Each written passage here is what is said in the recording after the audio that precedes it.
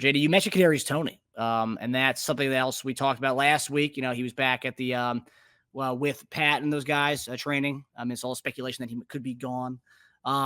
So Andy Reid and Pat both spoke about Kadarius being back down with the guys.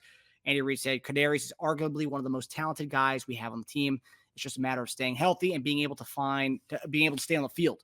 You always hear about the reliability, accountability, all of those things that go into it. So I'm expecting him to come back ripping and ready to go. Pat This is Andy talking? That's Andy talking, yeah. Okay. Start over again. Okay, go ahead. So Kadarius is arguably one of the most talented guys we have on the team. It's just a matter of staying healthy and being able to stay on the field. You always hear about the reliability, accountability, all of those things that go into it. So I'm expecting him to come back ripping and ready to go. And Pat also made mention of Kadarius and Skyy's presence with all the other guys at Texas. Quote, I always enjoy guys like Skyy and Kadarius, guys that are teaching two at the same time. I think it's a healthy competition. That's what you want on any team, and I think we have a great team for it. So, JD, there's been a lot of people saying what Andy said was kind of, saying he's one of the more most explosive guys or talented guys on the team. A lot of people are saying, is he just trying to up his trade bait right there? He's trying to say, okay, up his trade value. We don't have any problems with Kadarius. He's great, one of the most explosive guys on the team.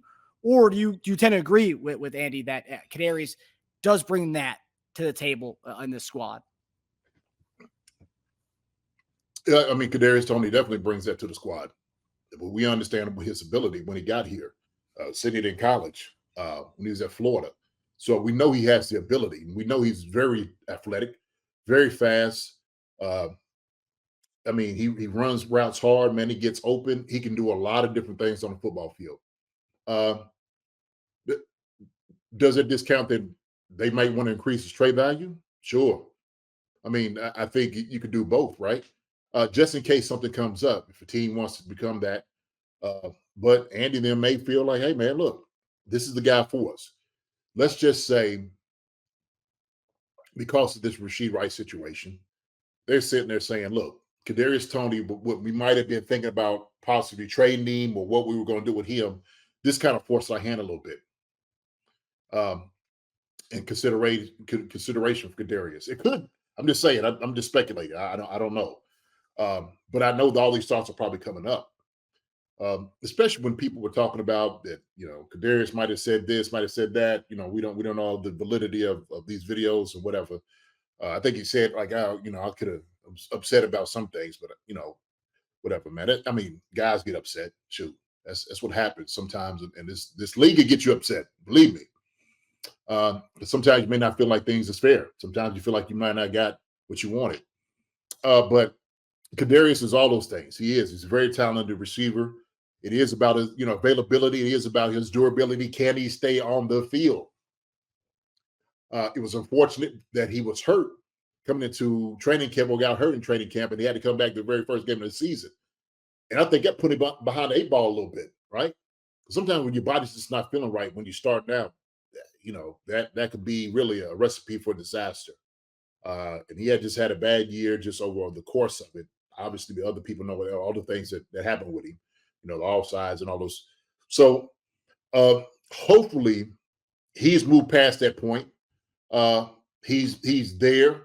And I think it's taking steps. That's what you got to do, man. You got to take steps, to try to get yourself back on track. And so, yeah, let me go down here with Pat, work out with these guys, show everybody what I can still do. Patrick knows what he can do. Andy knows what he can do. So he can be a weapon. He can. I don't think nobody discounts that, man.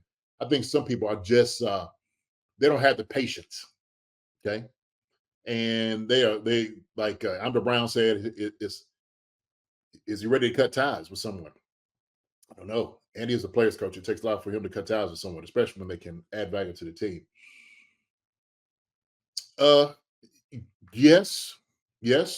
But also too, Andy understands that, sometimes your value isn't necessarily what you do on the field, it's what you do off the field, what you bring to the entire team, the entire organization.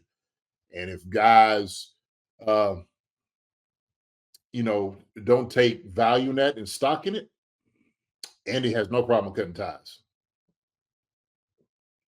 Andy's a shark like everybody else out there as a coach. But he is a player's coach. I agree with John Brown. He is. He's he is patient. He is very, very patient. You had to do something really, you know what I mean? To Andy, like you just like, hey man, we can't deal with that, right? I'm not gonna be able to do it. I mean, cut ties with Kareem Hunt. We remember that, right? Yeah. So nobody's above the blade or the knife, or whatever you want to call it. Yeah, well, I remember there was a whole thing when they cut Jeremy Maclin. He was pissed off because that Dorsey did it without even talking to him about that. And he was really pissed off about this. I mean, he is rare. I mean, you played under him for a little bit, JD. I mean, he is one of those guys who is very tight knit with his players and stuff. Obviously, coaches may like guys more than other guys, but for the most part of it, from everything that I've read and stuff, he's pretty like one of those guys. He dies on the hill of his players, and you have to do something really, really bad for him to cut ties with you. That's kind of what what everyone always says about Andy Reid. Hey, look, I got released under Andy, so I know Andy. He's a business guy. He's a coach, and sometimes if they look at directions to go, that's how it works in the NFL. So I always said this, and I keep saying it so people understand. The NFL does not need anyone. They can have certain guys, if you have issues and a problem or whatnot, teams they don't need you. They can move on. We see this wide receiver class, whatever class it may be, corners, every single year there's going to be new guys coming in. That's the way it works, right? And so the turnover is crazy in the NFL. I mean, I've been there when I've been in the locker, and there's a new guy every week. I seen that. I was in Philly. I'm just like, wow, like this dude, man, he was just here, just putting his stuff in. You gave him he gave you your phone number and your handshake, and next thing you know, he's gone. Yeah. So, the training you see the most when your team signs a guy, then 4 days later he's gone. I say, wait, what? We literally just brought him in like a couple days ago. I remember Bobby Scipio came in, he was gone like a week later. Gone. I'm telling you, it's NFL, man. Like I said, Donna said, football is a business, without a doubt. And like in any type of business, there is cutthroat in the business. Sometimes there's bad business. So that's just, we can be truthful about that, right? Yep. So Andy ain't no different now. He'll let a sucker go now. Believe me. Yeah. One of the things I did want to kind of address here is we've talked about the need for having a veteran presence on the team. Mm-hmm. And Pat kind of mentioning the fact that having Skyy and Kadarius, obviously, they've been in the offense, so they are able to teach guys. So what do you make of him saying the aspect of having Kadarius and Skyy they're teaching two at the same time as competing?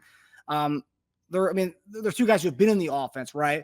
But also, so they can obviously teach from that like standpoint and those kind of things and different nuances in the offense and stuff. But like, I think this kind of highlights the fact that like these two are veteran guys in that locker room, the two elder statesmen, and these guys are young bucks. So it's for me when I saw that, I was like, man, that really reemphasized the fact that we still need a veteran presence. And even though you and I love this rookie receiver class, we hope to draft maybe one or two of those guys. It's still for me when I read that, I was, wow, man, it's really reemphasizes the fact that we still need to sign a veteran guy who's been out there. I mean, who's been there before, regardless of being in our room before, but having a veteran because like Kadarius and Skyy are vets. It's kind of wild to think about. Well, I mean, it's always good to have somebody with some depth of knowledge, character, experience that can really teach these young guys how to carry yourself, what to do, communicate. All those things are important, and so that's what you get with a veteran player. You buy that experience. That's what you do, and so then you do have like Hollywood Brown, who's only been he's a young buck too. Everybody's a young guy, and so it's good for somebody to come in with maybe a vintage car, like, I don't know, would be the epitome of somebody older, right? Vintage car coming in, and he's coming in with his suit, like a briefcase. I remember guys just come in with their briefcase every day because they took it as a business and a job. That's what they did. So, having a veteran presence in that room, man, come on, that'd change everything. It changed everything. But it's got to be the right guy. It's got to be the right vet. So, But when you hear that statement though, does that like reemphasize like, man, like these are like our elder statesmen in the room? It's like, geez, like I think when he was saying that, I think he was talking more on personality. I think he was not learning a little bit more deeply about who these two guys were, what they talked about, life experiences and whatnot. Sometimes, man, you can get caught up in, when in the season and you're in your room, you're in your space until you really get off, like talking to the guys like, yeah, man, like, where you come from, which, all those different things. Start learning a little bit more about life. And so you have different personalities. Guys have characteristics. When I'm saying that everybody has depth and a level to them, we all have layers. So I think Patrick's learning a whole lot about their layers. Maybe they're asking him. He's like, wow, I didn't, okay. Because sometimes you have a guy doing off season and you realize the sucker's been reading Shakespeare and wrote 12 poems. That's real. It's like, hey, man. Yeah. And it takes time for guys to open up to each other too. I mean, it's just like working in an office building. It's like any workplace. Sometimes it takes a while for guys to open up to you. Yeah, right. Somebody say, man, I've been going to get my master's. I got 2 right now. What? Like, yeah, been doing it all off season. Or I've been traveling to Tibet. Doing a couple of adventures. Like you start learning about guys, and so it's always interesting when you hear these things and what guys are doing with their their time. Off season. So maybe it's what Pat is talking about. I think that's more so like what you're talking about. But yeah. Yeah, it's funny. So when you get a conversation with someone, it's like, oh yeah, I speak Mandarin and Arabic. Like, wait, what? You speak like 4 languages? Oh man, that's crazy. Like it's stuff like that. That maybe guys weren't confident enough to like come and talk to you about their everyday life, and now year 2 they can actually speak to you about it, and so they feel more confident, open themselves up to you. Yeah. Oh yeah. Nah, that's that. True facts right there, brother. I'm telling you, it's when you start finding out about guys. So yeah. And it's nice that Pat has done this whole Texas thing for the last few years, because I mean, I honestly, it's still wild to me that other teams have not picked up on this, that we do these kind of voluntary things with Pat down in Texas. I'm surprised no other team has done this yet, with Josh Allen like bringing his guys there and stuff. And who knows, maybe if Josh Allen did that, maybe Diggs and them would still be there. They'd still have a good relationship. But it's honestly, it's really cool that we've been able to have to kind of grow these guys even when the coaches aren't there to kind of grow together.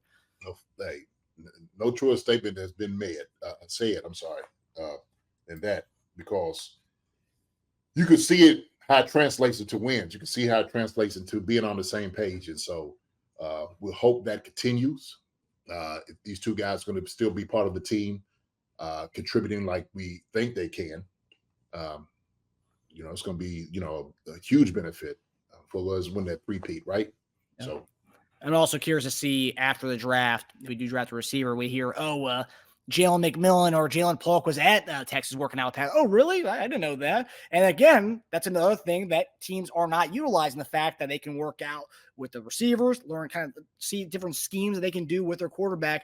And if it works, it works. And last year we worked out with Zay Flowers, Quentin Johnson, and also Rashee Rice, and ending up drafting Rashee Rice because that was the one who worked best with Pat. And so, it's going to be interesting to see if that comes out about any receivers that we draft.